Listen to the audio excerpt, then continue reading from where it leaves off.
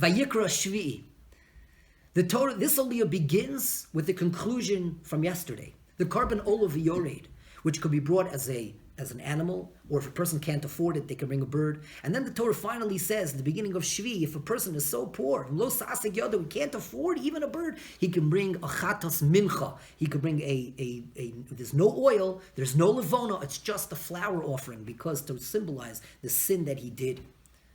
And then the Torah tells us the final category of karbanos, and that's a karban asham. Chatos implies error, a mistake, like off the mark. Asham, the word asham means desolation and guilt, Rav Hirsch says. There are different types of karbanos asham that the Torah describes over here. There is an asham me'ilah for a misappropriation of hektish. A person benefited from holy property, he wasn't allowed to do so.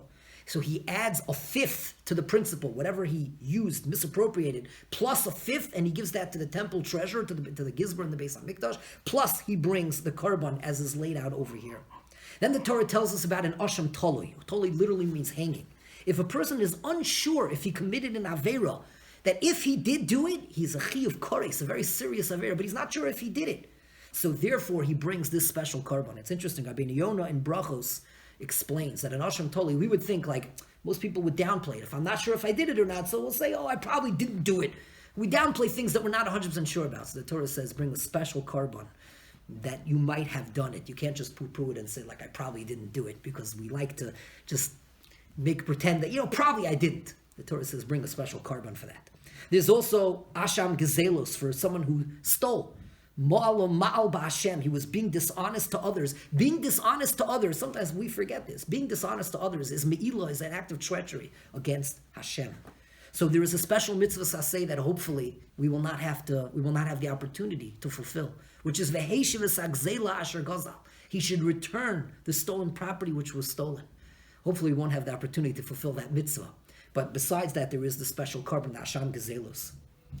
And Parshas Vayikra has in it 111 psukim, which the siman at the end is du'el, to know Hashem.